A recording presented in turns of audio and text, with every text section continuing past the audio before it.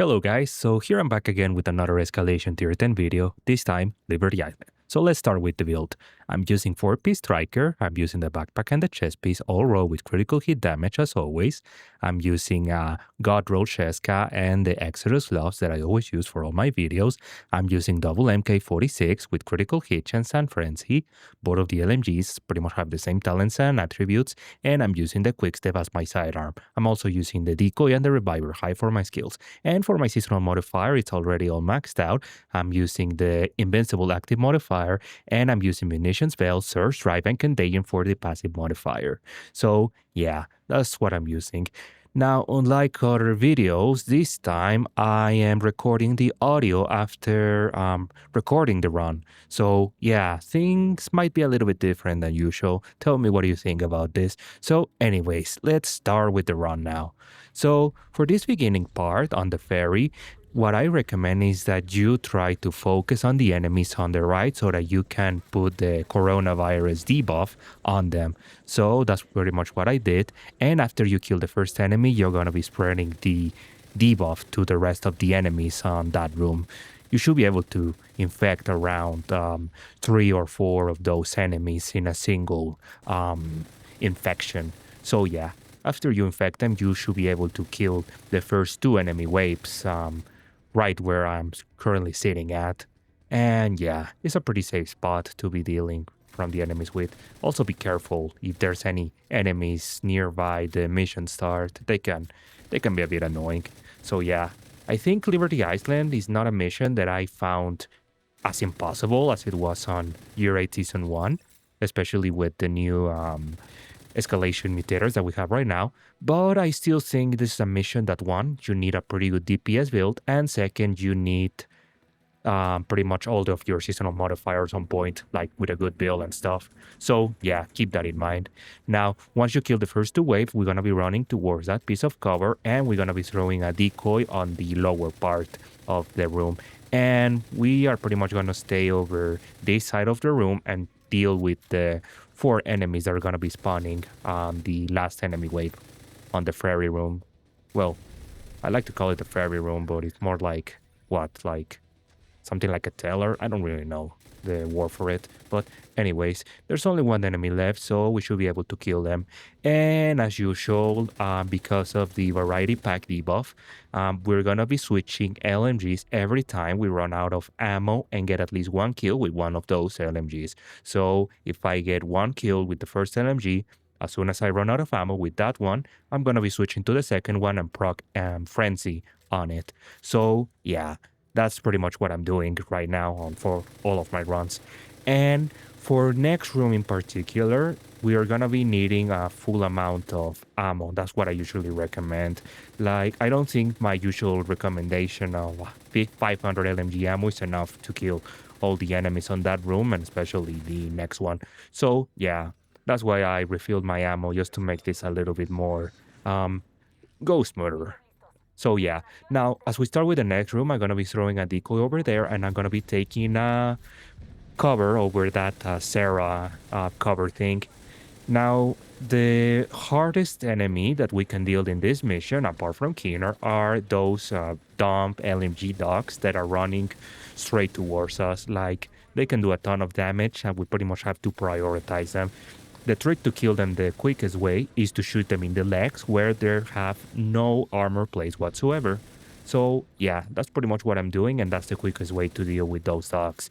But still, because of the position of those legs, sometimes the cover inside the room will not let you shoot at the dog as easily as someone would like. So yeah.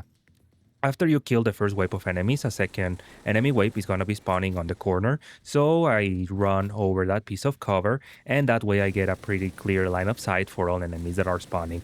And again, I got another LMG dog, so I'm trying to do my best and on shooting the dog on the legs. But the dog is being pretty annoying this time. So yep, you can always run back to that piece of cover, and you can get a ton of a pretty safe spot to like reload or apply new armor plate. And you also have a line of seats that you can use to get another clear line of sight with the second wave of enemies. So yeah, Gonna be throwing a grenade so that the enemy stands up and I'm able to kill them. Because I don't want to suppress them again. The mission can go... The mission was already pretty long. So, yeah. After that part, I think for the next encounter, you should be able to do just fine with around 500 LMG ammo, especially because we're going to be running forward as we kill each enemy wave and be able to get the LMG drop-offs. So yeah, I like to start taking cover on that car because that way I'm able to spread the coronavirus debuff on one of the enemies. So it's very important that you prioritize the enemies with the debuff, and that way you're able to spread the corona to the rest of the enemies. We can only infect one enemy at a time. So if one enemy is already infected with corona, we cannot just infect another one. We have to like kill that enemy first, and that way we can spread the debuff against the enemy. That's a pretty important thing to keep in mind, especially when dealing with Keener. Like, I'm choosing this specific run in particular, even though it's not the most optimal, because there's a ton of good examples on how to spread the Corona debuff against the enemies, especially on Keener, which I think it's highly necessary to use that contagion debuff against him. So yeah, but again, we're gonna be seeing this right at the end of this round. So in the meantime, we're gonna be opening this door and we're gonna take cover on the first row of seats that we have access to. That's the safest spot where we can take the first enemy wave. There's 5 enemies from what I can tell, and yeah, there shouldn't be too much issue killing them. Always be careful with the grenade launchers. They have a pretty terrible line of sight, and it's pretty easy for them to like just take out all of your armor. So anyways, right as you kill the first wave, you run towards the 4th line of seats, and that should spawn the 2nd and the 3rd enemy wave on this room. So yeah, I mean, you can either stay on the road that I was at, or you can try push a little bit closer. Like, you can also like try to spread the contagion corona debuff, but just gotta be careful with any enemy that has the EMP thing. So yeah, I believe that should be the last enemy, and yeah, the game has some terrible netcode. That's why I'm doing some that funny animation. So yeah, and yeah, also for next room, you gotta be careful on not shooting your weapon, because if you shoot it to like empty out your weapon to load frenzy, you're gonna alert the enemies upstairs. So yeah, you pretty much have to have your gun already unloaded for that. Now anyways, we're gonna go to this scene of this line of seats, and that should apply contagion to one of the turret guys. Normally, we should have enough of a window to be able to kill that guy and spread contagion towards all of the enemies on the right side of the ferry, on the top of the ferry. There's like 4 enemies. I believe it's 2 or 3 yellows on the right side and 2 yellows on the left side. So yeah, if we spread contagion on the right side, we're able to kill all of the NPCs pretty easily, like what I'm doing right now with the purple. But because of RNG cover animation and stuff like that, I wasn't able to spread the corona as I would like to on this part. So yeah, anyways, after we deal with most of the enemies on that first wave, we're gonna be getting another wave of red enemies at the back of this room, right where the ferry controls are. So yeah, those enemies are a lot easier to deal with. And yeah, like we can either like try to push and keep spreading the corona in case there's no enemy with the debuff currently applied, or we can stay on the back where I'm currently at and have a good line of sight without having to expose ourselves so much. And as usual, because I'm already on the last 2 enemies, I'm using the gunner the gunner weapon, sorry, so that I don't have to spend more high quality ammo. I mean, this mission already has a pretty ridiculous amount of high quality ammo consumption, so yeah. And also, because I realized halfway through this run, there's also caches that you can open, the normal caches that are spread throughout the mission. Those caches can drop as prototype gear. So yeah, that's pretty much where I started to realize, and I started to open some of the caches, like that one, for example, drop a prototype piece. So yeah, Luckily, most of the caches are spread towards the second half of the mission, right on Liberty Island, so you don't have to worry too much about missing out some of the caches. There might be one or two caches, like right before this part, but it doesn't really matter. Like, there's even more caches on Liberty Island itself. So yeah, now we can skip this cutscene, and yeah, I do the double click so I don't have to like press F and it takes a little bit longer. And after the confusion status effect finishes, we're able to open the door. There's two more boxes right downstairs. I already opened those on a previous attempt, but yeah, there's two more opportunities to get prototype gear from this mission. And then I'm gonna be going towards the secret key for this mission. It's right on this tree. There's like a bird nest or something, and we can get the Black Tusk key card from that tree. Also, because you already saw the title, this is a rogue agent run for this mission, as if the mission wasn't already hard enough. So yeah, we're gonna be seeing that real soon. First off, I'm gonna be interacting with the 4 panels right on this hallway so that I can open the secret room and get the 4 blue chest things that are on that room in particular and get more chances on getting prototype gear. There's also a chest on my right side that I didn't turn around for this run, but yeah, that's another chest that you can open. So yeah, the strategy for both the rogue agents and for this room normally is you pretty much stay on right on top of the stairs on the beginning part of this room. That's pretty much the best spot that we can stay at. We can stay on and deal with the enemies. Now, normally I will stay on the right part so that I'm able to kill the first wave of enemies, and then I'll move to the left right as the dog spawns and the 2 enemy helicopters spawn on this part. But because I got rogue agents, I had to go straight to the left part. So yeah, I mean, these days I don't find rogue agents that difficult to fight with them as with season 1. Like there's no chances that you get like something like 2 anchors with rogue agents. Like that was a major pain in the ass. But these days they're pretty chill to fight against, especially with like all of the buffs that we get from the seasonal modifier. So yeah, that's already one rogue, by the way. Like, I just stay here, just chill around, wait for the rogue to pop their head, and just spread all of my DPS against them.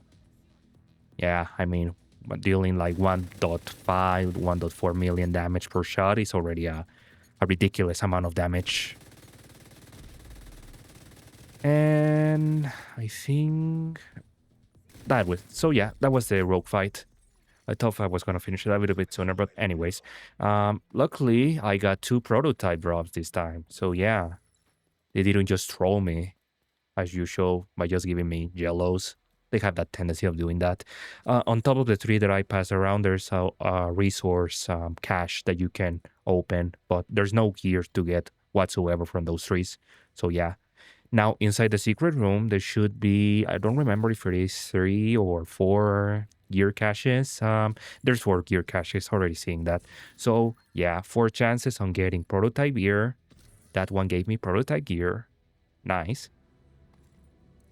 And the 4th one also gave me prototype gear. I got 2 name pieces actually from that round. I was pretty lucky, actually. Didn't realize until now, until watching the recording and paying some attention on like the loot that I'm getting. So yeah, that was the cache that I was talking about. And yeah, now for next part on the Razorback, my first suggestion is that you go inside the room with full LMG ammo. There's gonna be around 7 to 8 and human waves that we have to deal with, as well as around, let me do the math real quick, I didn't do the math before, should be around 16 or 14 name drones from the Razorback that we have to kill at least. So yeah, we're gonna be needing a lot of ammo, and although we have some chances of getting some of the ammo pickups, still we're really gonna need the full LMG ammo before doing this part. So anyways, we're gonna start the encounter by dropping a decoy towards the right side, and we're gonna move towards the left and try to focus with the first wave of enemies from over here. Don't jump over the cover, or we have a chance of spawning either the Razorback drones, which they hit pretty hard, or you may have the chance of spawning the second wave of enemies. So yeah, kill the first 3 or 4 enemies just from this piece of cover. And once you kill them, we can start moving cautiously towards the front, right where the metal gate is.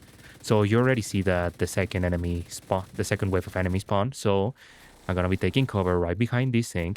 And yeah, the first wave of named drones won't spawn until we reach the metal gate that you see like on my right. So yeah, as long as we kill these first 2 waves, we don't have to deal with any drones. Once you deal with the second wave, or you have some time to run towards cover, you want to run towards the metal gate so that we can spawn the first wave of named drones. Now, one really good trick that for this part is that the named drones will only spawn when you destroy a weak point, a razorback weak point. So what I'm gonna be doing is I won't be destroying any of the weak points, and I'm instead gonna focus on all of the NPC waves, the Blacktops wave to be more specific, that are gonna be spawning. As I already said, there's around 7 waves of these enemies, and they're gonna be spawning on the back of the room, either on the place where you can already see the drones from the operator, or towards my left, where that enemy that I killed came from. So yeah, there's also gonna be around 2 helicopter enemy waves. Those helicopter waves are pretty easy to exploit if your DPS are high enough. So you can do is run towards them, spread the coronavirus, and yeah, you can get a debuff and you get a little bit of time to like take a better piece of cover before the next wave arrives. Even though there's more enemies by using this approach, this ironically is one of the easiest way to complete this encounter, and you don't have to deal with those stupid named drones trying to kill you. Like, those things are doing like great level damage, like from the Dark Hours raid. You guys remember that? So yeah, I don't want to deal with those drones, so that's why I'm using this strategy. And yeah, it's like a pretty chill strategy overall. Also, by doing this, you get more opportunities to get prototype gear from a kill. So yeah. Now that was the last enemy from one of the waves. And let's see what happens. Don't remember if that was the last wave. Yeah, that was the last wave. So yeah, I was probably confusing with another run where I got to prototype, no prototype, 2 helicopter enemy waves. Like those are pretty easy to like abuse. But again, there's just like 7 or 8 waves. After you kill them, you don't get any more Black Tusk enemies on this part ever again. So we can just focus on the weak points and try to kill the pair of drones that spawn with each weak point destroyed. So I first fill out my LMG ammo, as you already saw. I empty out both of my guns. And then once I get Frenzy active, I focus on destroying both of the weak points right at the same time. That way I have more than enough time to destroy the top weak point and give me enough time to take a good piece of cover and deal with the 2 pairs of named drones that are gonna be spawning from the Razorback. So yeah. After I kill the 2 pairs of drones, we can run towards the power terminal and we can take cover right on this piece of cover. Duh. So yeah. Now we just have to wait for the power terminal bar to fill up. Right as we are about the 70% of progress, a new pair of drones should normally appear. We can kill them from right over here, and the drone shouldn't shoot us from so far away. And yeah. Now, usually, once the second weak point spawn, there might be a chance that another pair of drones will spawn. I suggest that you kill those first, and then prop a Frenzy LMG, and then start focusing on the weak points. I'm gonna leave a slither of health on one of the weak points so that I'm able to like just run back, destroy the weak point, and then try to kill the top weak point as fast as I can. I don't focus on the drone because as soon as you destroy the top weak point, the drones are gonna destroy themselves. So yeah, that's the Razorback encounter. It's a pretty reliant strategy, and you should be able to get a ton of enemies. Like, you should normally get around 180 enemy kills if you don't get rogue agents on this mission. So yeah, it's a pretty good mission to farm for enemy kills. Too bad that there wasn't any good targeted loot for this week. Otherwise, I might have made this video a little bit sooner. So yeah, I do remember there was a cache that I forgot before continuing. I believe yeah, is that right over that direction. If you were towards the towards the end of that room, you should be able to find another weapon cache, and you have another chance on getting prototype gear. There's also like one or two black caches that you can shoot from the top of the trees and get some materials. And also behind that locked door, there's two more gear loot caches that you can open for even more chances for prototype gear. So yeah, there's another black cache with materials. And there's a Black Tusk cache that you can open with one of those keys, and you have even more chances on getting prototype gear. So yeah. So now once we reach the boat, what I suggest is just stay behind this piece of cover right here. Like there's gonna be 4 yellows. I don't suggest killing them. Like just wait for the mission to kill those enemies on its own. And yeah, try to keep moving so that the shock effect doesn't apply another hot foot, because as you can already see, my hot foot bar filled by around 75%. Like the shock effect is pretty long. Luckily, we can avoid the hot foot from that one. So yeah, and my favorite position to shoot the Marauder drone is from right behind the boat. There's actually a wall to my left that you can try to hawk, and you should be able to get a pretty good line of sight with the Marauder. You're not too far away so that the shots don't register, as just what happened with me.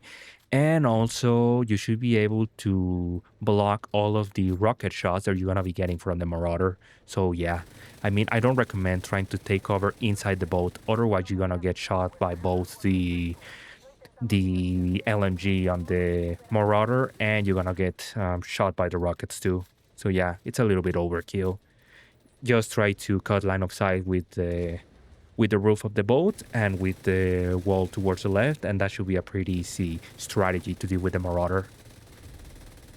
And there's also gonna be two docks once you get the health of the Marauder to around 60%. Well, we can take care of those. And just to show you like what I was telling about the cover, if you take cover on what the game wants you to take cover on, you're gonna get shot by the LMGs, and you also have to avoid the rocket launcher. So yeah, it's not worth it. Just take cover on the back. That's the easier position, and you should be able to destroy the Marauder a lot quicker. Like so. That's the strategy that I was talking about on the left wall. And there we go. That's the Marauder. There's gonna be, I believe I left one more dog, so that's why I have to kill it before I'm able to secure the area. And there we go, the dog is dead. Now for this room, there's another black box with supplies that you can open. This time it gives you some of the control point resources that you have to donate. Well, you can donate, of course. And there's also like one backpack with some more materials. So yeah, for next room, I suggest that you fill out your LMG ammo first. So that's what I'm gonna be doing. I'm gonna fill out the ammo, and I'm gonna be emptying out both of my LMGs.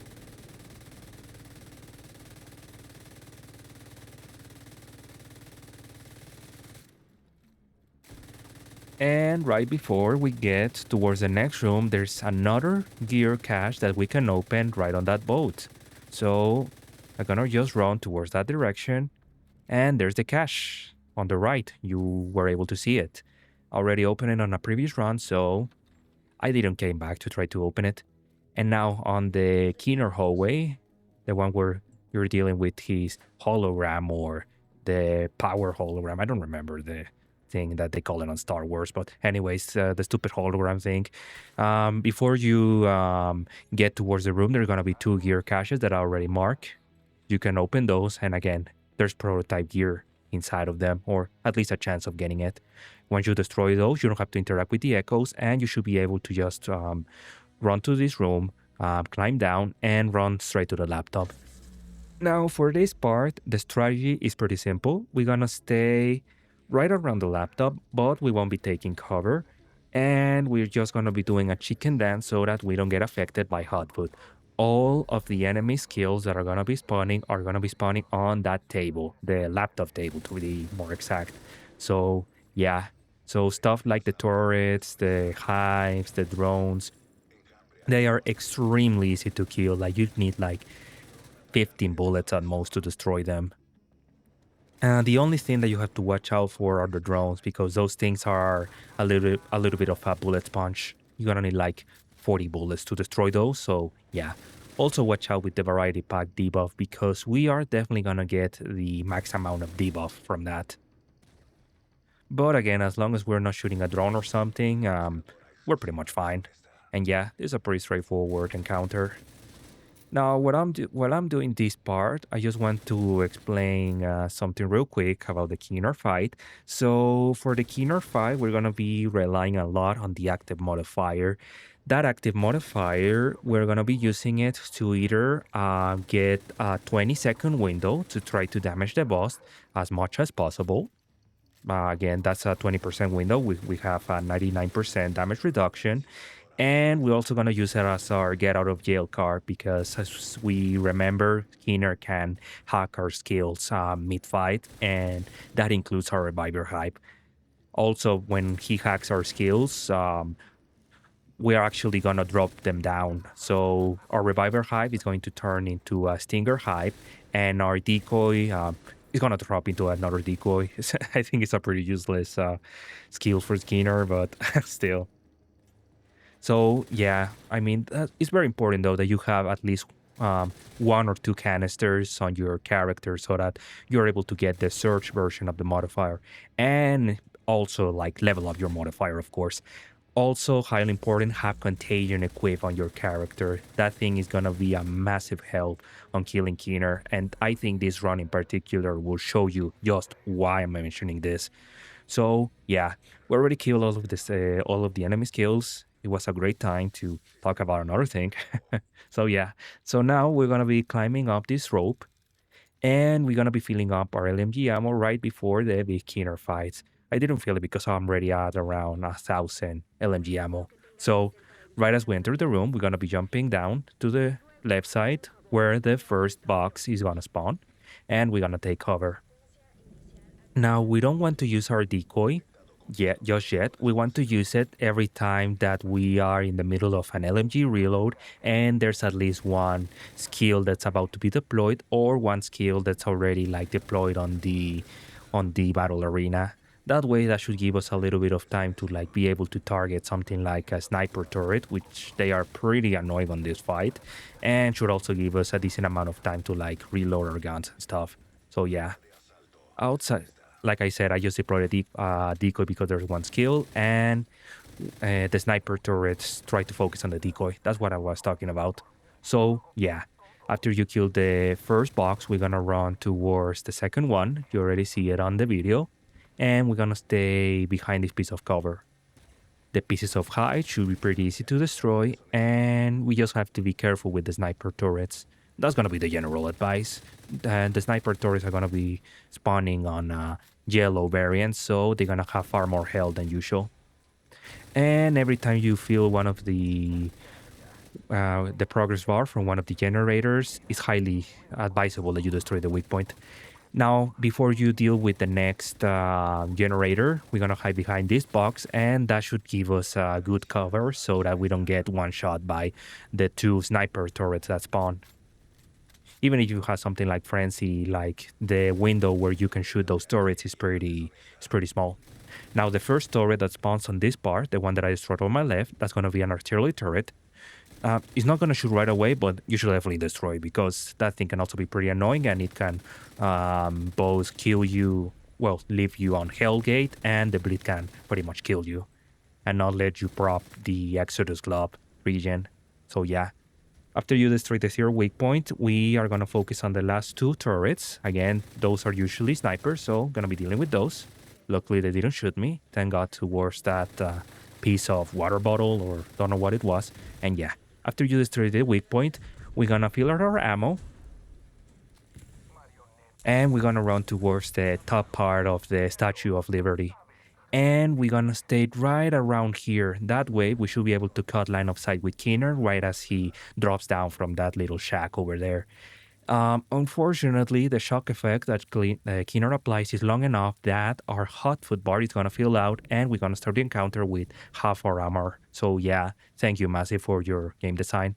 So yeah, I highly advise that you drop a decoy on the lower part of the room, ideally behind one piece of cover, and that way you should be able to get the attention of Keener and you should have a ton of time to be able to focus on him.